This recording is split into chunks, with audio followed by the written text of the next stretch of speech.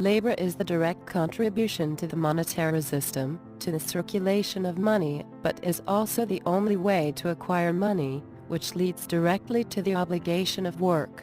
Most jobs only focus on the ultimate prize, money, with little regard for the human condition. Labor, in this way, is another form of slavery. Automation can replace most repetitive jobs today, perfecting the quality of work, but let's concentrate on something much more important: motivation.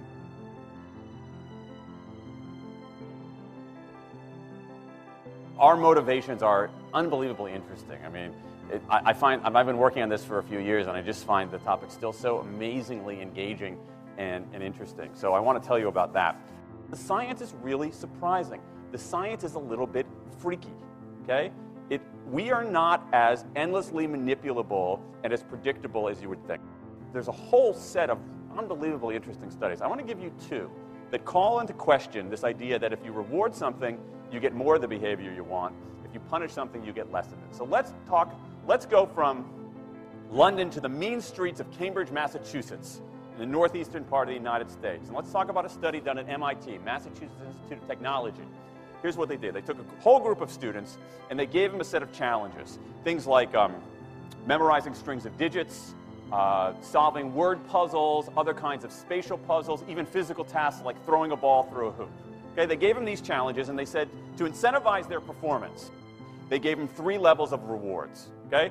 So if you did pretty well, you got a small monetary reward. If you did medium well, you got a medium monetary reward. And if you did really well, if you were one of the top performers, you got a large cash prize. Okay? We've seen this movie before. This is essentially a typical motivation scheme within organizations, right? We reward the very top performers, we ignore the low performers, and the other folks kind of in the middle. Okay, you get a little bit. So what happens? They do the test, they have these incentives. Here's what they found out. 1, as long as the task involved only mechanical skill, bonuses worked as they would be expected. The higher the pay, the better their performance. Okay, that makes sense. But here's what happens. But once the task called for even rudimentary cognitive skill, a larger reward led to poorer performance. Now this is strange, right? A larger reward led to poorer performance? How can that possibly be? Now what's interesting about this is that these folks here who did this are all economists, 2 at MIT, 1 at the University of Chicago, 1 at Carnegie Mellon, okay, the top tier of the economics profession. And they're reaching this conclusion that seems contrary to what a lot of us learned in economics, which is that the higher the reward, the better their performance. And they're saying that once you get above rudimentary cognitive skill, it's the other way around. Which seems like this kind of, the idea that these rewards don't work that way seems vaguely left-wing and socialist, doesn't it? It's kind of this kind of weird socialist conspiracy. For those of you who have those conspiracy theories, I want to point out the notoriously left-wing socialist group that financed the research, the Federal Reserve Bank. So this is the mainstream of the mainstream coming to a conclusion that's quite surprising, seems to defy the laws of behavioral physics. So this is strange, a strange finding. So what do? They say, this is freaky. Let's go test it somewhere else. Maybe that $50 or $60 prize isn't sufficiently motivating for an MIT student, right? So let's go to a place where $50 is actually more significant relatively, right? So let's take the experiment. We're going to go to Madurai, India, rural India, where $50, $60, whatever the number was, is actually a significant sum of money. So they replicated the experiment in India roughly as follows. Small rewards, the equivalent of 2 weeks' salary. Small performance, low performance, 2 weeks' salary. Medium performance, about a month's salary. High performance, about 2 months' salary. Okay, so those are real good incentives. Okay, so you're going to get a different result here. Well, what happened, though, was that the people offered the medium reward did no better than the people offered the small reward. But this time around, the people offered the top reward. They did worst of all. Higher incentives led to worse performance. What's interesting about this is that it actually isn't all that anomalous. This has been replicated over and over and over again by psychologists, by some extent by sociologists, and by economists, over and over and over again.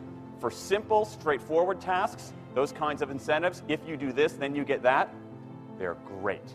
For tasks that are algorithmic, set of rules where you have to just follow along and get a right answer, if-then rewards, carrots and sticks, outstanding. But when the task gets more complicated, when it requires some conceptual, creative thinking, those kinds of motivators demonstrably don't work.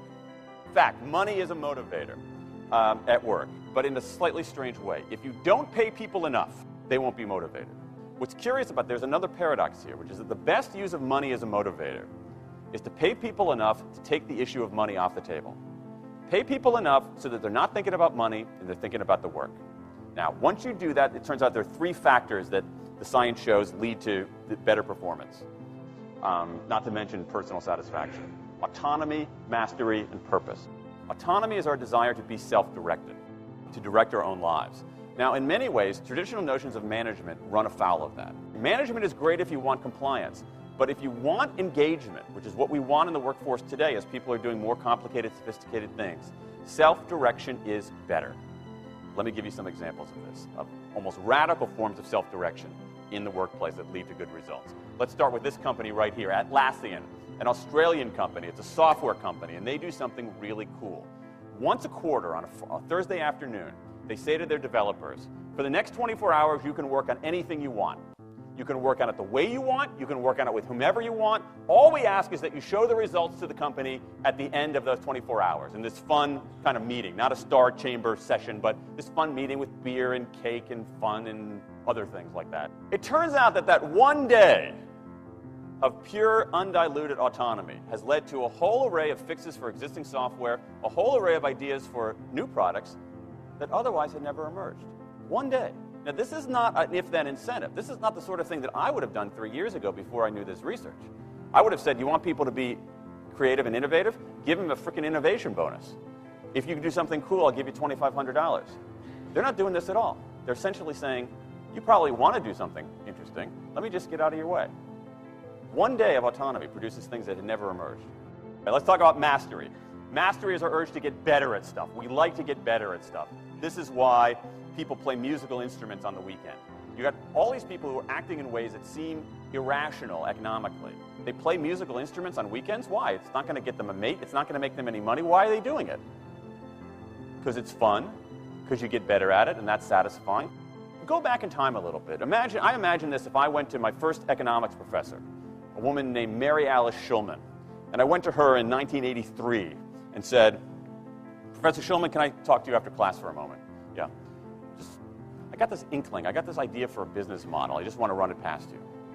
Here's how it would work. You get a bunch of people around the world who are doing highly skilled work, but they're willing to do it for free and volunteer their time, 20, sometimes 30 hours a week. Okay, she's looking at you somewhat skeptically there. Oh, but I'm not done. And then what they create, they give it away rather than sell it. It's going to be huge. I mean, she truly would have thought I was insane. Okay, it seemed to fly in the face of so many things. But what do you have? You have Linux powering 1 out of 4 corporate servers in Fortune 500 companies, Apache powering more than the majority of web servers, Wikipedia. What's going on? Why are people doing this? Why are these people, many of whom are technically sophisticated, highly skilled people who have jobs?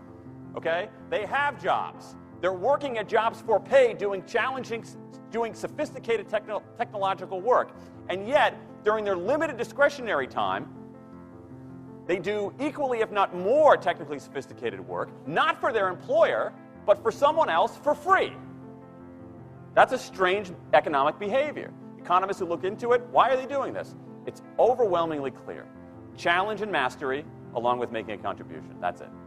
What you see more and more is a rise of what you might call the purpose motive, is that more and more organizations want to have some kind of transcendent purpose, partly because it makes coming to work better, partly because that's the way to get better talent. And what we're seeing now is, in some ways, when the profit motive becomes unmoored from the purpose motive, bad things happen. Bad things ethically sometimes, but also bad things just like not good stuff, like crappy products, like lame services, like uninspiring places to work. That when the profit motive is paramount, or when it becomes completely unhitched from the purpose motive, it's just, people don't do great things. More and more organizations are realizing this and sort of disturbing the categories between what's profit and what's and what's purpose. And I think that actually heralds something interesting. And I think that the organizations that are flourishing, whether they're profit, for-profit, or somewhere in between, are animated by this purpose motive. Let me give you a couple of examples. Here's the founder of Skype. He says, our goal is to be disruptive, but in the cause of making the world a better place. Pretty good purpose. Here's Steve Jobs. I want to put a ding in the universe. All right? That's the kind of thing that might get you up in the morning and racing to go to work. So I think that, that we are purpose maximizers, not only profit maximizers. I think the science shows that we care about mastery very, very deeply. And the science shows that we want to be self-directed. And I think that the big takeaway here is that if we start treating people like people and not assuming that they're simply horses, slower, smaller, better-smelling horses, if we get past this kind of ideology of carrots and sticks and look at the science, I think we can actually build organizations and work lives that make us better off, but I also think they have the promise to make our world just a little bit better.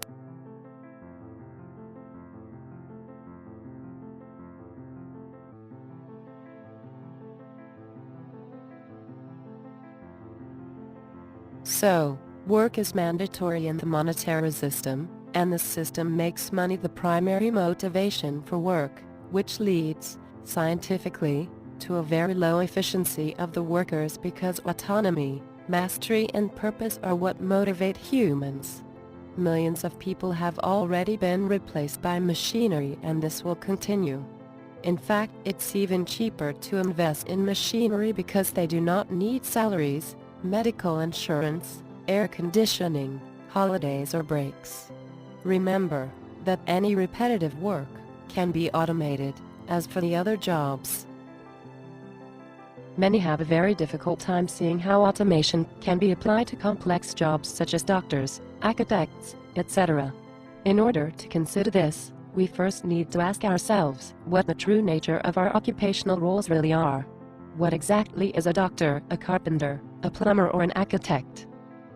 What are they actually doing? They recognize and react to observed patterns.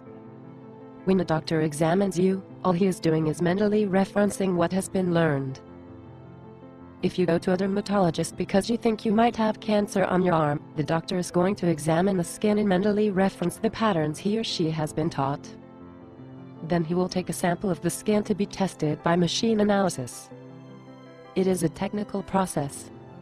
There is no reason to say that an optical scanner connected to a computer database cannot scan your arm and immediately understand what problem exists. Even surgery, as sensitive as it may seem, is a purely technical process. It is only a matter of time before extremely advanced machines replace surgeons. The same goes for every other utilitarian occupation in existence. The utilitarian roles that humans assume in society today are fundamentally technical by nature.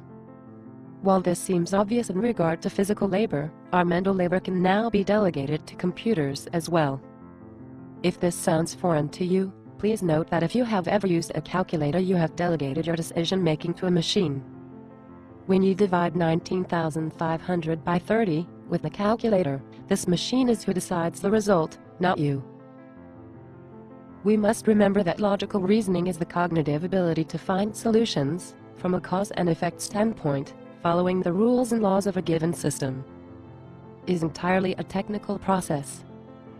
There's nothing magical or esoteric involved in an addition, or the identification of a molecule in a component. If you are going to decide between using metal A or metal B for producing an airplane, it is not done by you being seated and thinking, but doing differential resistance experiments with the metals, and if they pass those tests, they are selected or discarded. It is not a hidden process that happens in some area of the brain. It is information obtained by doing precise and defined testing that can be and is being automated. There isn't a capitalist or communist way of building an airplane.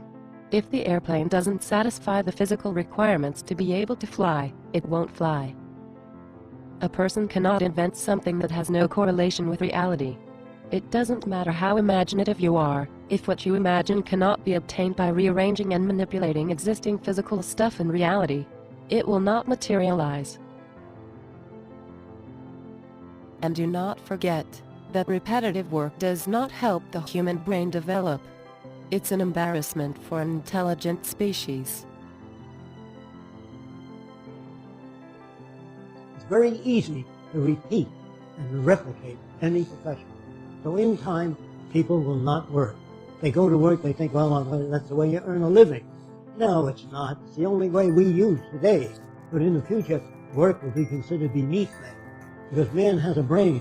When you put a girl behind the counter in a department store for 15 years, what can I do for you, ma'am? We have tansy lipstick, hair lotion. You know what you got up here when you retire? Hair lotion, tangerine, all this crap. That's not using her brain. So all that will be automatically dispensed. It's very easy to do. Work is beneath you. It serves no useful purpose.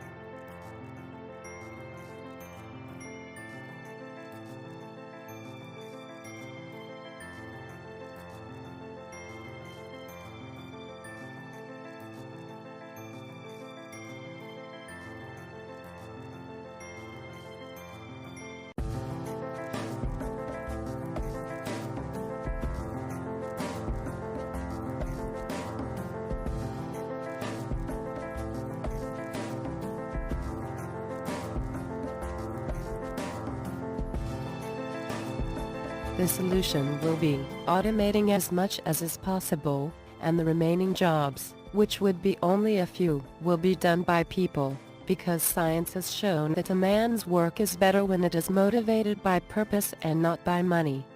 Those being proven, man can be free of work, meaning free of slavery in most cases, which represents a giant step forward in the evolution of humans.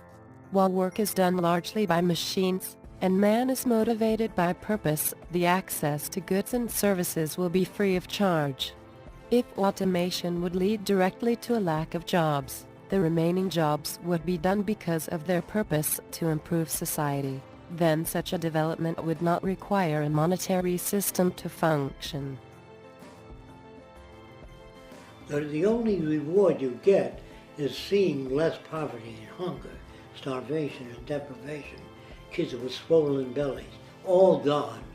If that doesn't give you incentive, if your only incentive is a money system, then you don't understand human beings, because you owe your own life to the advances made by Edison, Louis Pasteur, and all the other people. You're alive because of them. So if you don't feel you want to put anything back into the earth to make it a better place, I would say you're harmful to yourself and society. Most of the development we have in our society today, the technology, the airplane, TV, radio, modern production technology, is really done by very few people. I would say several hundred people comprise the modern technological civilization. But you don't need millions of technicians and millions of scientists. How many people that you know of today sit in their home and play their phonograph and radio and TV have any idea of how this works?